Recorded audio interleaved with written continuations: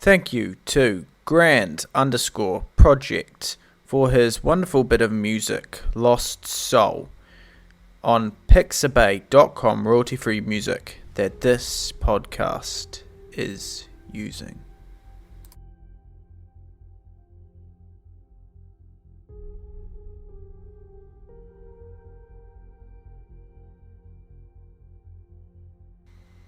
In the Dead of Night, Part 1.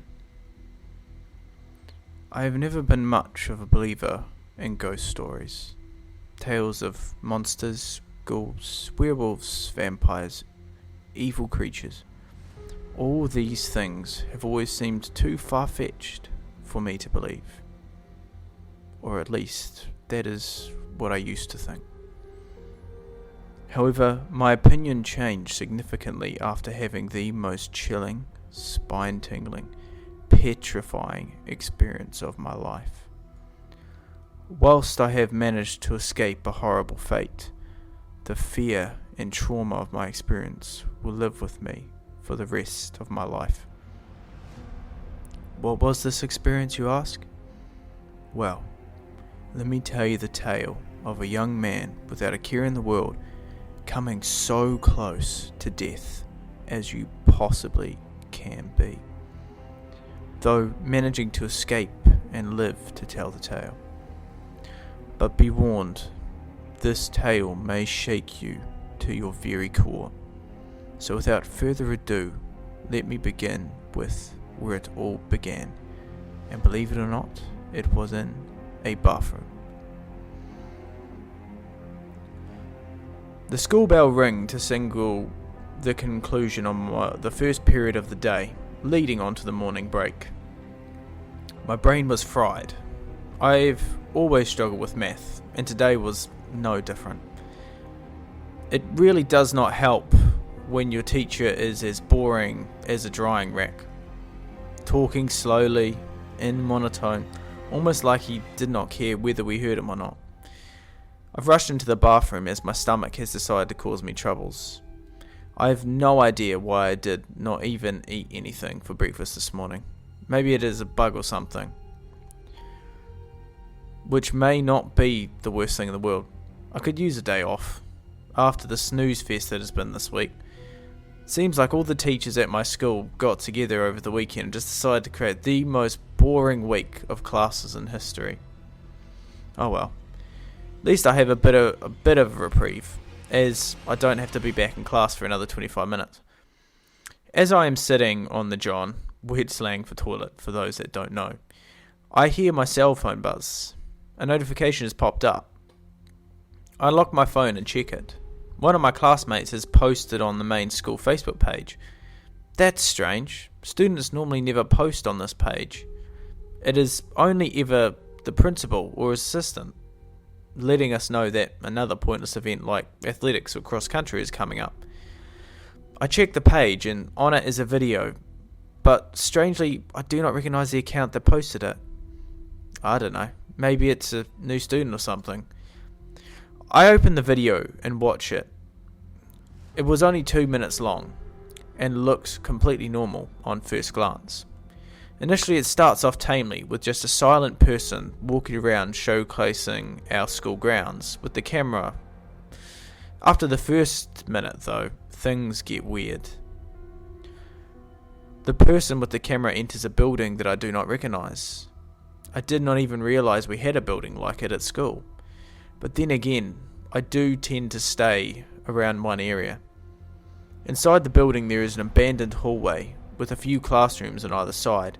It looks identical to the other buildings around the school, the only difference being wooden lockers in the centre of the hallway instead of metal ones. As the person makes their way down the hallway, the building seems to get darker and the windows and the doors of the classroom are boarded up. The person filming makes their way further down the hallway until they stop in front of a large wooden wall. It looks like the end of the hallway. Person remains stagnant for about 10 seconds, just moving the camera up and down filming the wall. But when the video hits the 1 minute 30 mark, The person swings the camera right around to look behind them. It was a sudden shift, almost like they heard something behind them. Got scared and turned around quickly. The person moves the camera around the hallway, which has now basically become pitch black, with only a slight hint of the wooden lockers in the middle visible.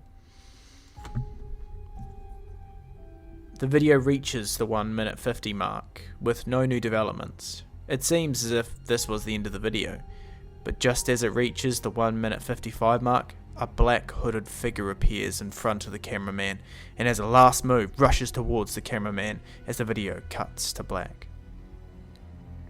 I freeze for a moment, trying to process what I have just seen. I am in complete shock. Thoughts are rushing through my head.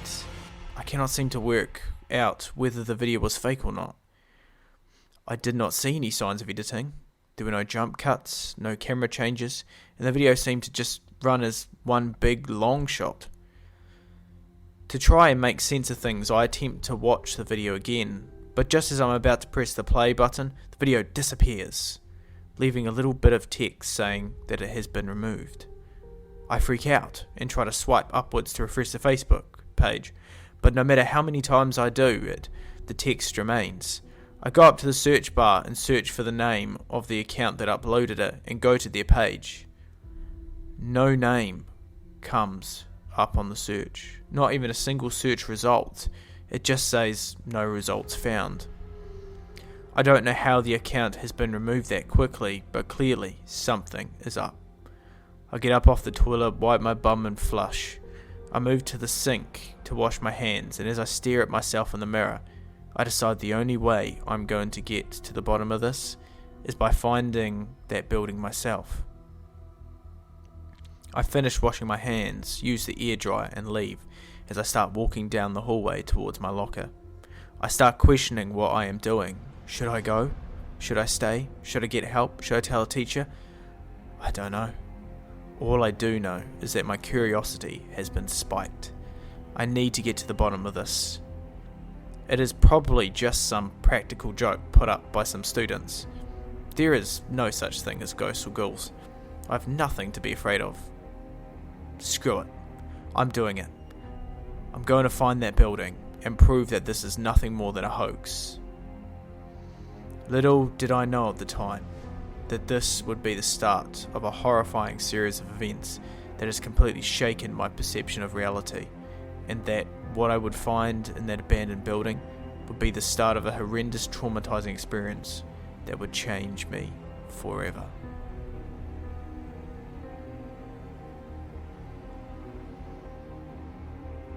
Thank you guys very much for listening to part 1 of In the Dead of Night. More parts will be coming out in due course, so look out for that. But for now, thank you very much. And always remember to dance like a chicken, live life to the fullest, and please have a very good night. Bye.